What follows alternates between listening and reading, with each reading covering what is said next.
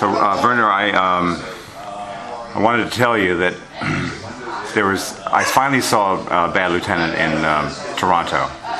Yeah. And although the last 10 minutes or so were interfered with by a guy who was snoring, a journalist who was snoring. Which is rare because normally they're laughing. Anyway, yeah. But the unique thing about Bad Lieutenant for me is that you really couldn't call it comedy with quotes around it. It's not supposed to be comedic, but it by no means is it straight.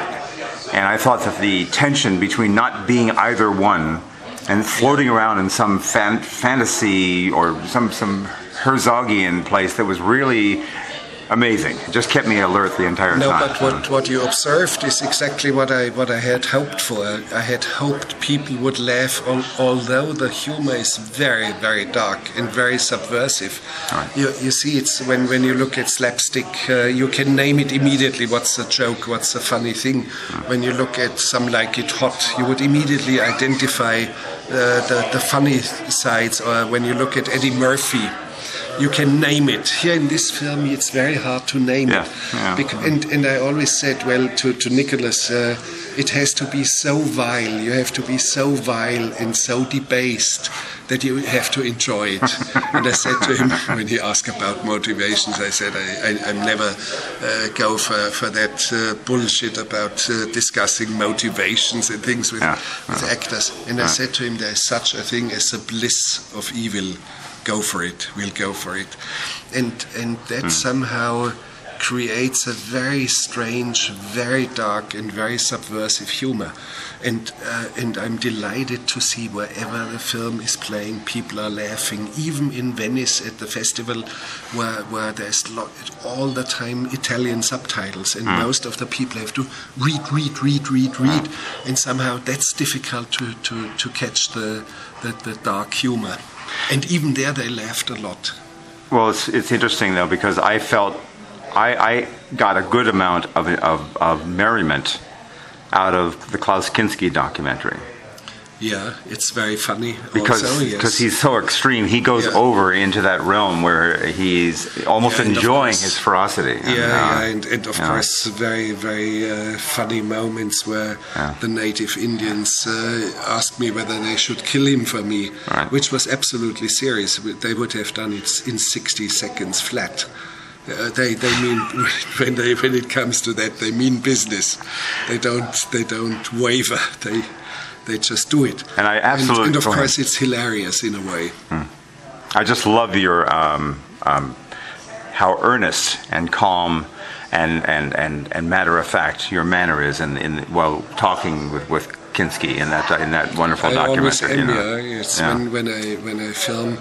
And the same thing with Nicolas Cage. It's like open heart surgery. Right. You go for the essentials. You are very focused. Always only in whispers.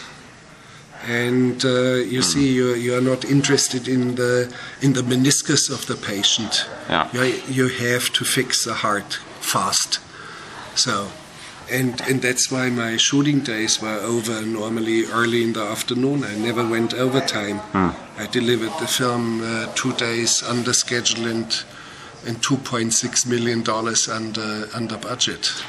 Now, I'm not aware. One thing that's common, as you know, in getting people aware of a film is to have a accompanying music video. I don't believe there's been any kind of song or music video done for this, correct? No. If someone had thought this, though, I had the idea that there could be a wonderful iguana video that could be scored to something, because there's enough iguana footage that it would be, and it's the most demented of all footage, and it should be different. It had to be different in style, and that's why I insisted I had to film it myself.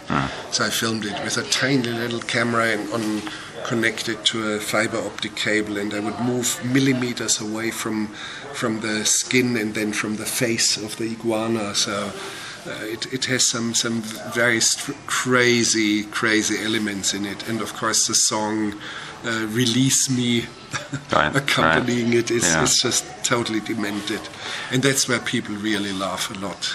If one is truly a Nick Cage fan of his extremities, you have to be a fan of Vampire's Kiss. but this is up there in my book with Vampire's Kiss.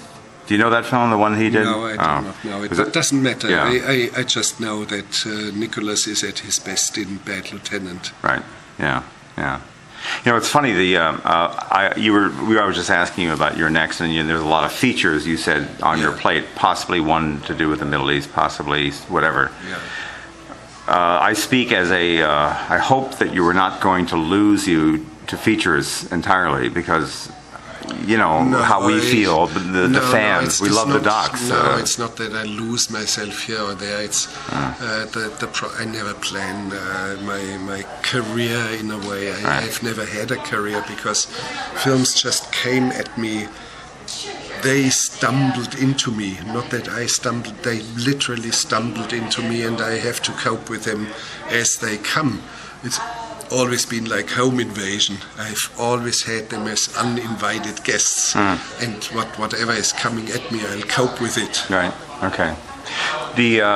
We were talking briefly about Afghanistan and Pakistan. Do you ever see yourself? Have you ever had the nugget or the kernel of an idea about a doc that might concern that conflict or Islamic fundamentalism or anything? No, I think it should be a film that Americans have to make. Okay. You see, it's not. I wouldn't like to make a film about, let's say, the occupation of Iraq. You don't do it as an outsider and then blame this side or that side. It would be ridiculous. It's American filmmakers. They have to take it on, and they are doing it. There are quite some remarkable films about Iraq. What did you think of Hurt Locker? Did you see it? No, I haven't seen it. But there will be significant films coming out of Afghanistan.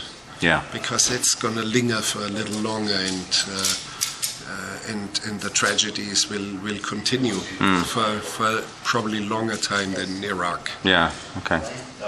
Well, Werner, very, very nice speaking with you. Thank you. It's wonderful to see you again. Thank you. And I'm going to make this a brief but meaningful interview by cutting it short now. But wonderful seeing you. Okay, thank you.